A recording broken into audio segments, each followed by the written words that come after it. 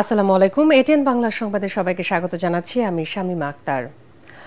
বহু বছরের অব্যবস্থাপনার পর দুর্নীতির বিরুদ্ধে লড়াই কঠিন হবে মন্তব্য করে বিএনপির ভারপ্রাপ্ত চেয়ারম্যান তারেক রহমান বলেছেন, সৎ নেতৃত্ব, শৃঙ্খলা আর জনগণের সমর্থন পেলে পরিবর্তন সম্ভব। সামাজিক যোগাযোগ মাধ্যমে এক বার্তায় তিনি আরও বলেন, জনগণ দায়িত্ব দিলে বিএনপি অতীতের মতো সেই লড়াইয়ে নেতৃত্ব দিতে প্রস্তুত। অতীতে ক্ষমতায় থাকার সময় দুর্নীতি প্রতিরোধে বিএনপির বেশ কিছু পদক্ষেপের কথা তুলে ধরেন তারেক রহমান। সেই সাথে ভবিষ্যতে রাষ্ট্র পরিচালনার দায়িত্ব পেলে আদালত, দুদক, নির্বাচন কমিশন এবং সরকারি সেবাকে রাজনৈতিক প্রভাবমুক্ত করা, উন্মুক্ত দরপত্র, শক্তিশালী তথ্য অধিকার আইন, পেশাদার পুলিশিং, নৈতিক শিক্ষায় সংসদের কঠোর তদারকির মাধ্যমে দুর্নীতির বিরুদ্ধে যুদ্ধ ঘোষণার কথা জানান বিএনপির ভারপ্রাপ্ত চেয়ারম্যান।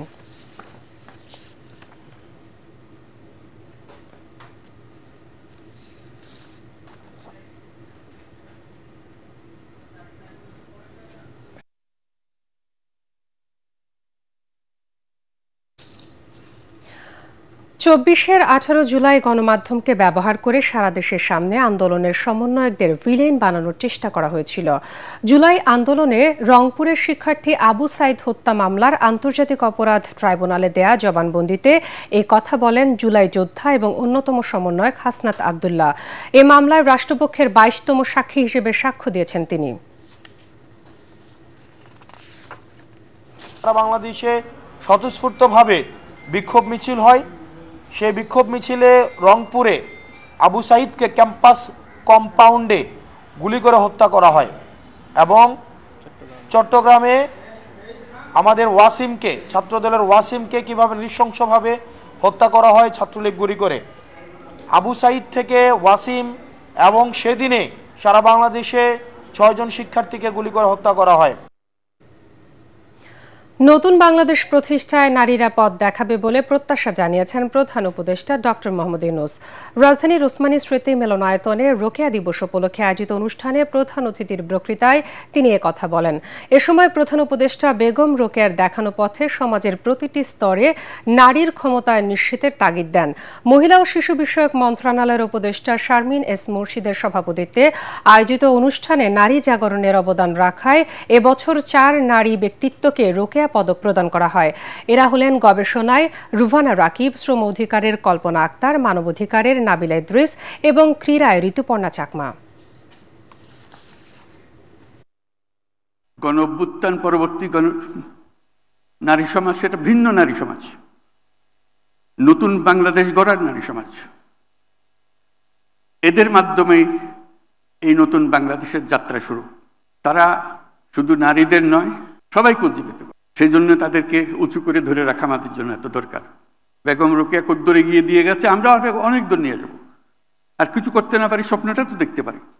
বেগম রোকেয়া তাই করেছে, স্বপ্ন দেখে গেছে। বেশি কাজ করতে পারেনি, স্কুল করেছে ঠিক আছে, কিন্তু আমরা অনেক কাজ করতে গেছি। আজকে টেকনোলজির যুগে পারা যায় না এমন কোনো কাজ নেই। ২৪ জুলাইয়ের মধ্য দিয়ে যে বিজয় অর্জিত হয়েছে তা সুসংহত করার আহ্বান জানিয়েছেন বিএনপি মহাসচিব মির্জা ফখরুল ইসলাম আলমগীর। জাতীয় প্রেস ক্লাবের প্রফেসর ডক্টর মাহবুবুল্লাহ এবং তার স্ত্রী সালমা আলো প্রণীত গ্রন্থসমূহের মোড়ক উন্মোচন অনুষ্ঠানে প্রধান অতিথির বক্তব্যে তিনি আহ্বান জানান।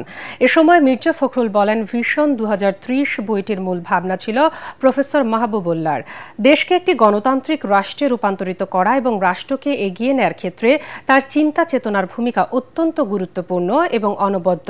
তিনি আরও বলেন, ২৪শে জুলাইয়ের যে ত্যাগ তা যেন বৃথা না যায়, এজন্য সবাইকে এগিয়ে আসতে হবে। মতপার্থক্য থাকলেও তা যেন অভ্যুত্থানকে ব্যর্থ না করে কিংবা অনৈক্য সৃষ্টি না করে। দল মত নির্বিশেষে এই বিজয়কে সুসংহত করতে হবে। এ সময় অন্যান্যের মধ্যে বক্তব্য রাখেন এটিএন বাংলার বার্তা বিভাগের পরিচালক হাসান আহমেদ চৌধুরী কিরণ।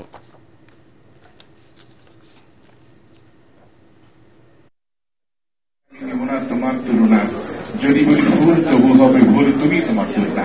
আপনি নিশ্চয়ই আপনার যে সহযোদ্ধাদের সকলকে নিয়ে আপনার কাজ করবেন কেন প্রত্যাশাকারী।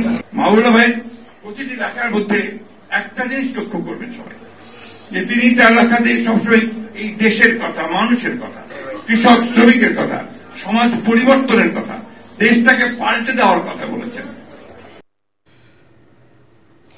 তুচ্ছ ঘটনাকে কেন্দ্র করে রাজধানীর গ্রিন রোড এবং সায়েন্স ল্যাব এলাকায় আবারও সংঘর্ষে জড়িয়েছে ঢাকা কলেজ ও ধানমন্ডি আইডিয়াল কলেজের শিক্ষার্থীরা।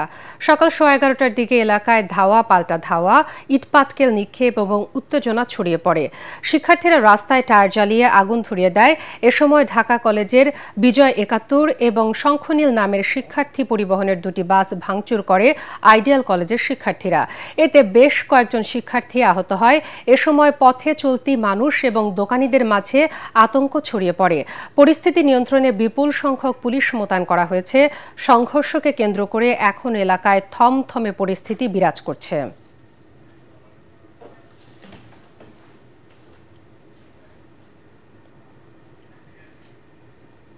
পরবর্তী সংবাদ দেখার আমন্ত্রণ জানিয়ে এখনকার মতো শেষ করছি। ATN বাংলা সংবাদ ইউটিউবে দেখতে ব্রাউজ করুন youtube/ATN বাংলা নিউজ।